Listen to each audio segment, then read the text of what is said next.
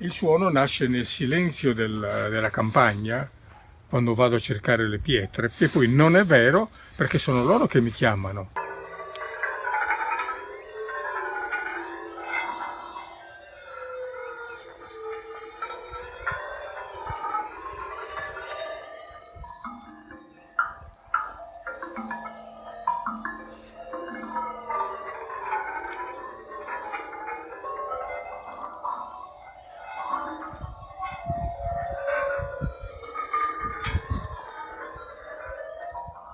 Vicino ad Uras, Monte Arci, a un certo punto mentre stavo camminando lì vedo a distanza 10 metri una pietra che mi chiamava, mi avvicino, comincio ad accarezzarla, a pulirla, secondo girandola, secondo le protuberanze, secondo gli incudi, secondo i tagli che pensavo di effettuare, sentivo questi suoni amplificarsi, cioè era un'emozione di quelle.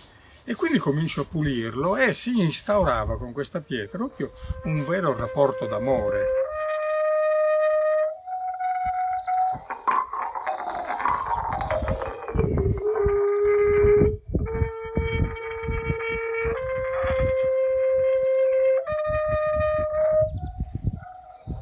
Da piccolo impastavo il fango.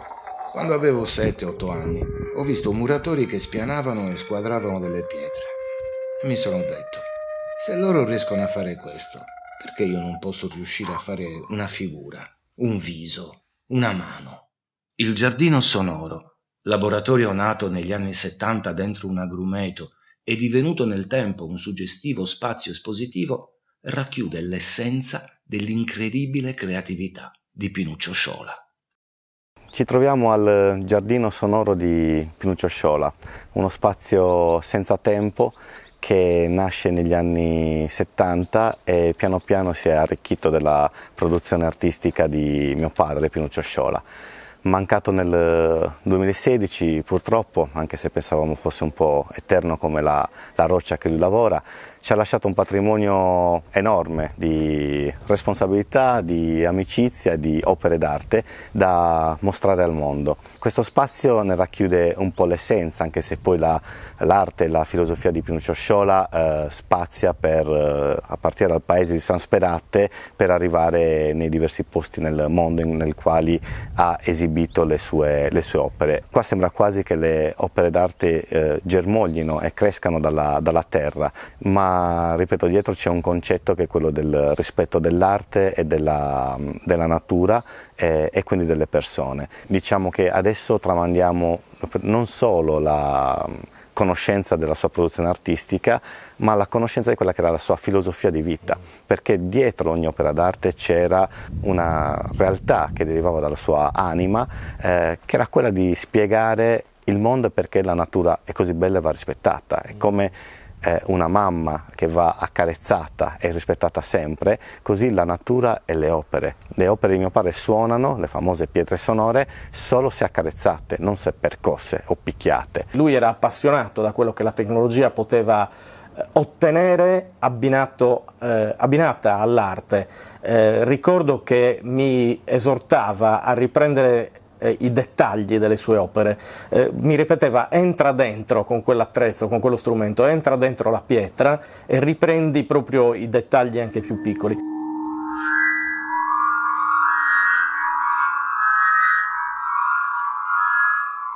Divenne per me sempre più evidente che lui aveva la necessità probabilmente di raccontare in maniera definita alcune delle cose a cui teneva di più. Non era la prima volta che lo vedevo suonare le pietre, perché era capitato di vederlo suonare le pietre durante convegni ufficiali organizzati in Ateneo. Per esempio ricordo quello di qualche anno prima con un parterre di studiosi giapponesi che erano venuti in Sardegna, a cui lui mostrò su invito del professor Riva le sue pietre sonore.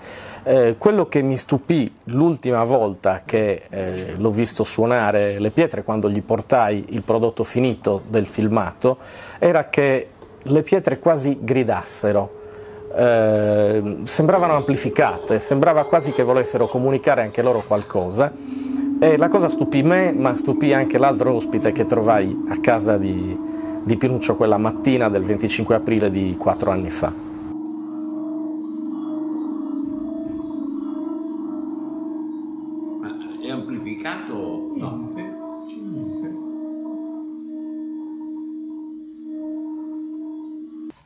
perché in ogni millimetro quadro c'è un suono diverso, questo l'abbiamo verificato al computer anche. Sì,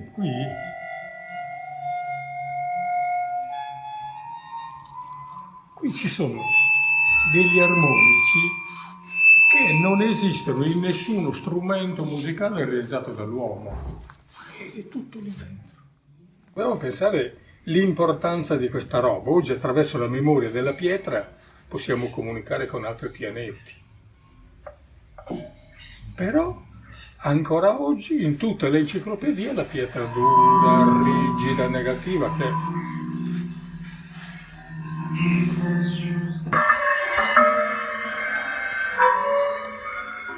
ma ripeto ancora, non esiste al mondo un testo di fisica che ti parli di questa cosa.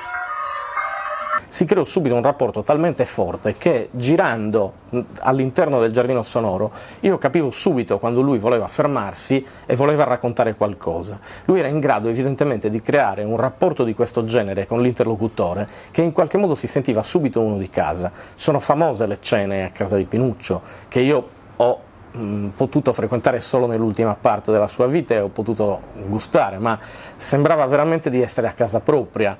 Noi vivevamo in una casa definita dal portone sempre aperto, nella quale transitavano decine di persone, ma non dico a settimana, magari anche al giorno, e questo era un elemento strano perché a volte io un po' più grande, tornando a casa di mio padre, trovavo la gente dentro che stava già girando, magari mio padre non era neanche dentro casa, ma trovando il portone aperto entravano, iniziavano a curiosare, che mi chiedevano: tu chi sei, cosa vuoi a casa mia? E questo negli anni poi ha creato veramente una conoscenza del paese di San Sperate anche come un paese di ospitalità. San Sperate è lontano dal mare, non ha le montagne, non è un centro di attrazione di nessun tipo, eppure abbiamo decine di migliaia di turisti all'anno. Da quando è mancato, ovviamente noi 3 figli, io, Chiara e Maria, abbiamo cercato di capire anche come poter proseguire in questo percorso.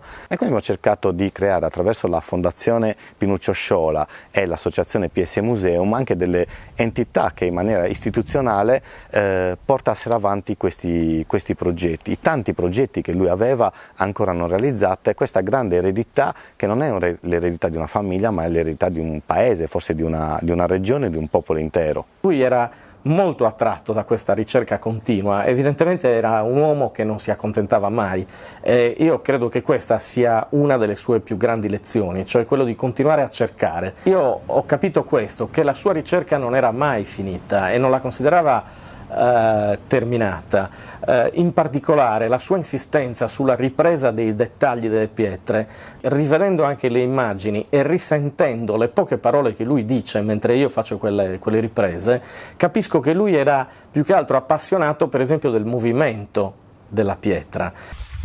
Sulla perpendicolare vedi la trasparenza. Una pietra è dura, vero? Rigida. Guarda questa roba.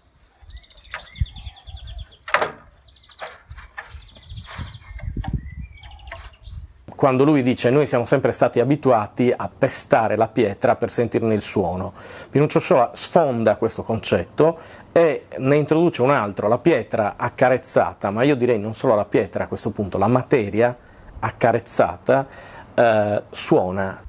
E quanto più dura è, quanto più compatta, e più suona. Cioè produce un movimento, produce un suono, produce un'esperienza. Proviamo ad applicare questo ai rapporti umani.